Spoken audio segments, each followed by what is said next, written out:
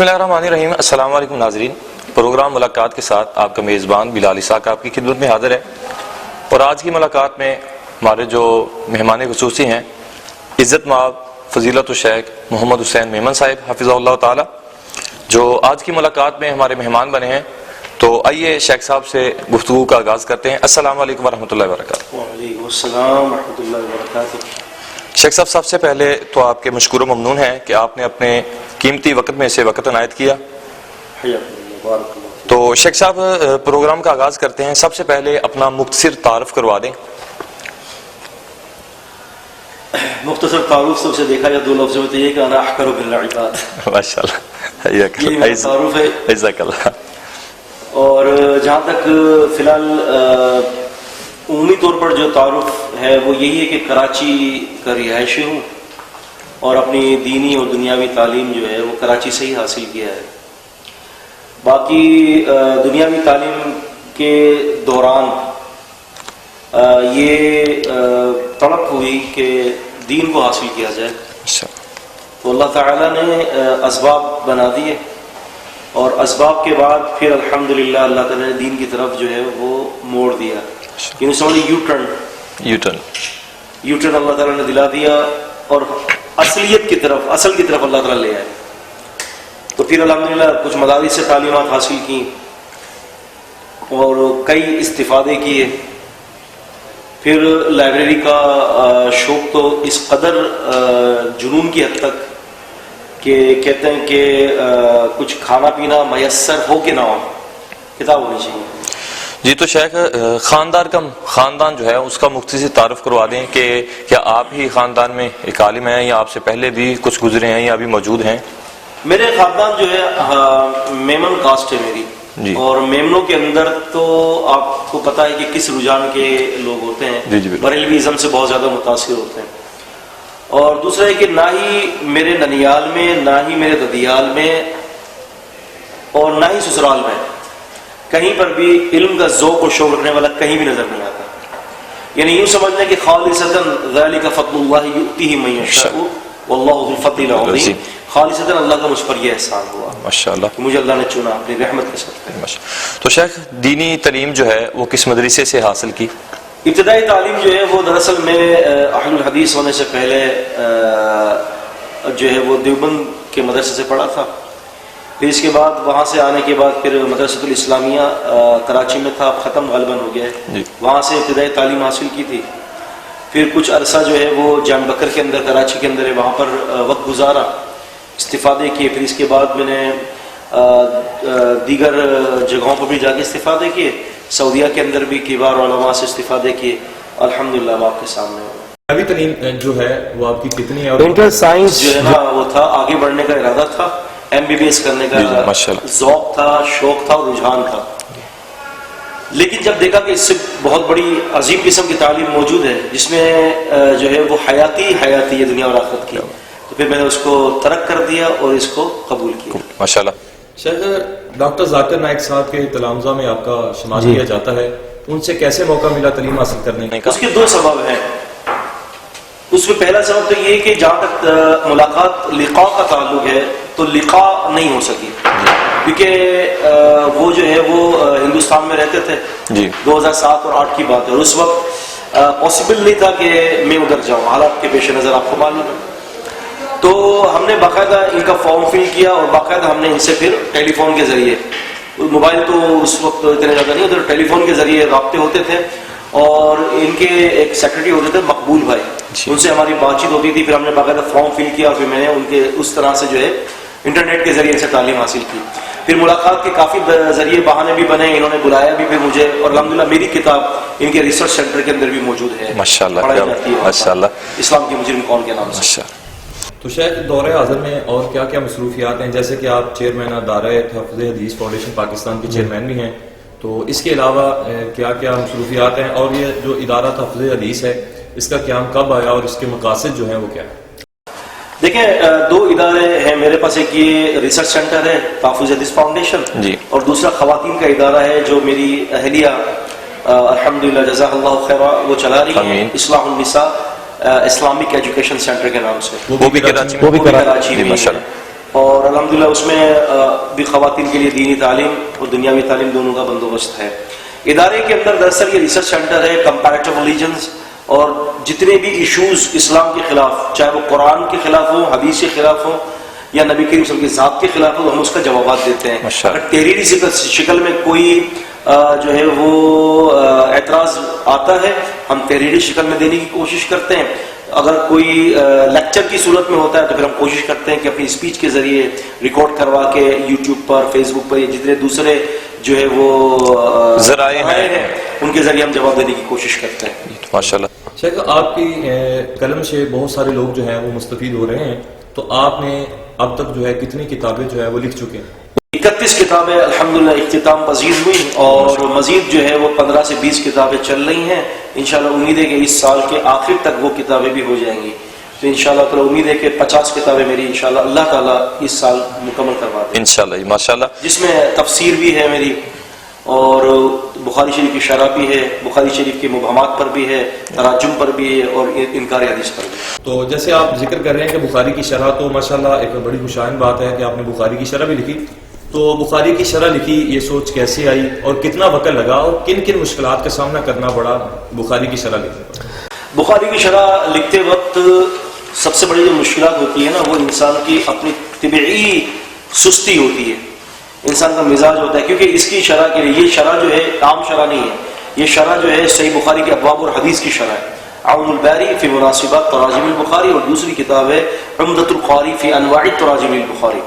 تو اس میں تقریباً مجھے 3 سال کا عرصہ لگا. 365 کتابوں کو میں نے سامنے رکھا تھا، 365 کتابوں کو، اور تقریباً جو ہے 40 شروحات میرے سامنے تھی.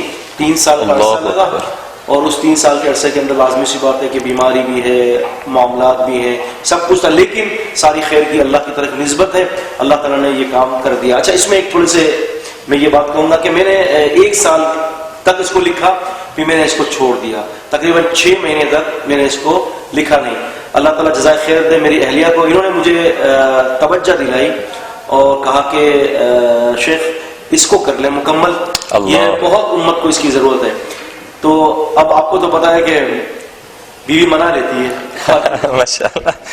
جہاں فرعون قتل کروا رہا تھا سارے لڑکوں کو، آسیہ رحمہ اللہ نے کہا کہ پال لیتے تو لڑکے کو پال لیا. اللہ اکبر. پھر میرے دل میں اللہ نے رغبت ڈالی، میں نے کہا اچھا چلو. تو پھر مزید مجھے 2.5 سال لگے. تو اس میں 3 سال کے عرصے میں یہ کام اللہ پاک نے مکمل کیا. ماشاءاللہ. ایک بیوی جو ہے وہ فائدہ مند بھی ہے حقیقتاً ماشاءاللہ. لا شک فیہ. اچھا شاید آپ بہت سارے موضوعات پر کام کر رہے ہیں، لیکن سب سے زیادہ کس موضوع کو اہم سمجھتے ہیں اور اس پر کام کر رہے ہیں؟ دیکھیں میری نزدیک جو ہے مسلمانوں کے لیے دفاع عن السنہ هذه مهمة جدا. دفاع عن السنہ جو ہے یہ بہت زیادہ اہمیت کا حامل ہے، مہم ہے یہ بہت زیادہ. اور غیر مسلموں کے حوالے سے میں یہ کام کرتا ہوں کہ اللہ تعالیٰ کا تصور، اللہ تعالیٰ کے وجود پر، الہاد پر، جو کہ آپ جانتے ہیں کہ ہمارے ممبروں، مساجد اور مدارس کے اندر الہاد کے خلاف نہیں پڑھایا جاتا. جی بالکل. اللہ تعالیٰ کے وجود کے خلاف نہیں پڑھایا جاتا. تو الحمدللہ اس پر بھی میرا الحمدللہ کام ہے کہ میں اللہ تعالیٰ کے وجود پر بات کرتا ہوں. یعنی قابل ادیان جو ہے اس پر جی بالکل. تو شیخ جو لوگ تصنیف کے میدان میں آنا چاہتے ہیں ان کے لیے کچھ ٹپس دے دیں کہ کس طرح کیا کام کرنا پڑتا ہے اور کتنی محنت اور کیا طریقہ کار ہے کہ بندہ اس میدان میں. نمبر 1 مطالعے کی وسعت. نمبر 2 کس چیز پر لکھنا ہے تعین کر لیا جائے. نمبر 3 جس چیز پر لکھنا ہے، جس کا تعین کیا ہے، اس کے متعلق ضروری کتابیں اس کو اکٹھی کی جائے. نمبر 4 اس فن پر لکھنے کے آپ کے پاس بنیادی مواخذات اور بنیادی فہم اور بنیادی قانون موجود ہونا چاہیے. اچھا، تو شیخ ماشاءاللہ جیسے آپ تصنیف کے میدان میں بہت کام کر رہے ہیں، تو کیا سمجھتے ہیں کہ کوئی ایسا کام بھی ابھی تک موجود ہے جو تصنیف کے میدان میں ابھی نہ ہوا ہو اور آپ اس کو کرنا چاہتے ہیں، اس کی ضرورت بھی ہو؟ بالکل. میرا انشاءاللہ تعالی یہ اگلا اسٹیپ اب اس پر ہے جس پر کام نہیں ہوا. الحمدللہ ابھی یہاں آنے سے پہلے بھاولپور یونیورسٹی کے اندر تقریباً 250 سے 300 کے قریب جو ہے وہ PhD سارے ڈاکٹرز تھے. ان کو میں نے ایک جہود بتائی. یہاں آپ کو بھی ایک نئے کام کی جہود بتا دیتا ہوں. وہ یہ ہے کہ سابقہ کتابوں کا احیاء جو ہے وہ حدیث کے ذریعے ممکن ہے. یہ اس وقت مستشرقین اورینٹلسٹ ہو گئے یا کرسچنز علماء ہو گئے، وہ کوشش کر رہے ہیں کہ بائبل کو اثر نو زندگی بخشی جائے، تو یہ ممکن نہیں ہے ان کے لیے۔ ایک ہی طرف سے ممکن ہے کہ قرآن و سنت کے اندر جو بیانات موجود ہیں ان کو جمع کیا جائے تو سمجھ لیا جائے کہ یہ ذریعہ ہے ان کتاب کو کچھ نہ کچھ حد تک احیا کرنے کا۔ تو جہاں بھی قرآن و حدیث کے اندر سابقہ کتابوں یا سابقہ نبیوں یا سابقہ نبیوں پر جو وحی اتری ہے اس کے بارے میں جو بیانات ہیں میں اس کو کوشش کر کے ایک جگہ جمع کرتا ہوں۔ تو شاید ماشاءاللہ سے آپ کی لائبریری کے بارے میں پتہ چلا کہ ماشاءاللہ 4 کمروں پر مشتمل ہے، تو اتنا جو لائبریری کا شوق تھا، کتابوں کا شوق تھا، وہ کیسے آیا، اور اس وقت آپ کی لائبریری میں جو ہے کتنی مالیت کی کتابیں پڑھی ہیں؟ مالیت کا اگر حساب لگایا جائے تو سر بات یہ ہے کہ آج سے 5 مہینے پہلے کتابوں کے ریٹ کچھ کم تھے جی، اور اب جو ہے وہ کتابوں کے ریٹ ڈبل ہو گئے۔ جی بالکل ایسے ہی، یہ تو آپ کو بھی معلوم ہوگا۔ جی بالکل، اس حساب سے میرے پاس اس وقت 1 کروڑ روپے کے لگ بھگ کی کتاب ہے۔ ماشاءاللہ، اللہ اکبر کبیرہ، کیا بات ہے۔ اور کتابوں کا اگر تعداد کی جائے تو اپروکسیمیٹلی 13,000 سے زیادہ کتابیں میرے پاس ماشاءاللہ ماشاءاللہ ماشاءاللہ۔ صرف دینی کتابیں نہیں ہیں بلکہ دیگر مذاہب کی بھی ہیں، انسائکلوپیڈیا بٹانیکا، چیمبر، گلوریل، میڈیکل، اسٹوڈنٹ، یہ سب میرے پاس موجود ہے۔ تو شیخ آخر پر 1-2 سوال رہتے ہیں۔ ایک تو یہ ہے کہ دین کی اشاعت کے لیے سوشل میڈیا جو ہے وہ بہت سارے کام کر رہا ہے، تو آپ کو کیا سمجھتے ہیں کہ سوشل میڈیا پر دین کی اشاعت کے لیے کن کن کاموں کو جو ہے وہ منظر عام پر آنا ضروری ہے؟ سوشل میڈیا ہر بندہ استعمال نہ کرے کیونکہ اس کے اندر شر بھی بہت زیادہ ہے۔ جی بالکل ایسے، ٹھیک ہے، اہل علم جو رسوخ والے ہیں وہ سوشل میڈیا کو استعمال کریں، اور نیت اپنی تشہیر اور اپنا پرچار نہ ہو، نیت یہ ہو کہ اللہ تعالیٰ کے دین کی تشہیر ہو، اللہ تعالیٰ کا پرچار ہو، اس کے دین کا ہو، کیونکہ اس وقت between Islam and other religions جو ہے ایک بہت بڑی وار ہے اسلام اور میڈیا کی، تو لہذا جو ہے وہ اس حوالے سے کام کرنا چاہیے، لیکن ایک حد تک اس کو ہر چیز میں نہیں شامل کرنا چاہیے۔ تو جیسے آپ کا آج بھی ایک درس تھا، تو طلباء کے طرف سے ایک سوال ہے کہ مقالہ جات وہ لکھتے ہیں، تو مقالہ جات لکھتے وقت جو تحقیق ہے تو طلباء جو ہے کس آسان طریقے کے ساتھ وہ تحقیق کر سکتے ہیں؟ کس چیز کی تحقیق؟ مقالہ جات جو لکھے جاتے ہیں مدارس میں نے بتایا چیزیں بتائی ہیں کہ اس کی تحقیق کے لیے کہ پہلے جو ہے نا کسی سبجیکٹ کو جو ہے نا سلیکٹ کیا جائے، پھر اس کے متعلق کتابوں کو دیکھا جائے، پھر اس کے متعلق اپنے ذہن کو بنایا جائے کہ مجھے کیا لکھنا ہے، پھر لکھنے کے بعد پھر وہ قلم اٹھائیں۔ یہ اس کا طریقہ کار ہوتا ہے۔ ہمارے یہاں ایسا ہوتا ہے کہ پتہ ہے کہ یہ لکھنا ہے لیکن کوئی ڈیسائیڈ نہیں کیا کہ لکھنا کیا، قلم اٹھا لیتے غلطیاں کرتے ہیں، پھر لکھا نہیں جاتا۔ جی تو آپ ماشاءاللہ سے پنجاب آئے، اور پنجاب آنے کے بعد آپ فیصل آباد تشریف لائے، اور فیصل آباد کے بعد آپ اس ہمارے مادر علمی کلیہ دارالقرآن والحدیث جو ام المدارس ہے تو یہاں پر تشریف لائے۔ یہاں پر آنا، یہاں کے لوگوں سے ملنا آپ کو کیسا لگا؟ ماحول کیسا لگا؟ ممتاز لوگ ہیں، ممتاز اساتذہ ہیں، آپ لوگ بھی ممتاز ہیں، شکراً بارک۔ بلکہ تو میں کہوں گا آپ سے مل کے بھی مجھے بڑی خوشی ہوئی، بھائیوں سے مل کر، دوسرے طلباء سے بھی، اور اساتذہ تو پھر اساتذہ ہوتے ہیں، خصوصاً ہمارے جنہوں نے مجھے مدعو کیا ہے، یہاں کے استاد ہیں فاضل مدینہ یونیورسٹی شیخ محمد حسین سردار صاحب حافظ اللہ تعالی ورعہ، تو میں ان کا مشکور بھی ہوں، اور مجھے بہت اچھا لگا جامعہ کا سسٹم اور یہاں کا سارا تعلیمی نظام۔ بارک اللہ فیکم، جزاکم اللہ خیر، حیاکم اللہ، اللہ تعالیٰ اس ادارے کو تا قیامت جاری اور ساری رکھے۔ تو آخر پر ایک اور سوال کروں گا، یہ آخری سوال ہے ہمارا، کہ جس طرح سے دین کی اشاعت کے لیے بہت سارے سوشل میڈیا کے اوپر چینلز کام کریں، اسی طرح ہمارا ایک چینل ہے الہر میڈیا کے نام پر، تو یہ بھی ان سرگرمیوں میں شامل ہے، تو ان کے لیے کچھ مفید نصائح جو ہیں وہ ارشاد فرما رہے ہیں۔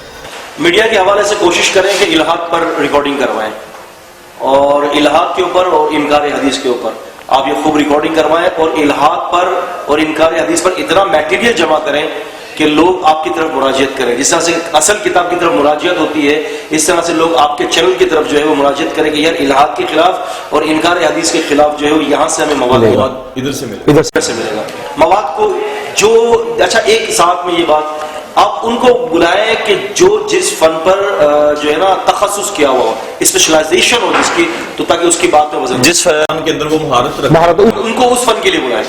ایسا نہ ہو کہ ایک بندہ جو ہے وہ حدیث پڑھانے والا ہو اور آپ نے اس کو الہات کے اوپر بات کروائی تو وہ شاید کما حق کو بات نہیں کر سکتا، یا وہ اس طریقے سے ہے لوگوں کو سمجھا نہیں سکتا کہ جو اس کا حق ہے۔ بالکل ایسا ہی ہے۔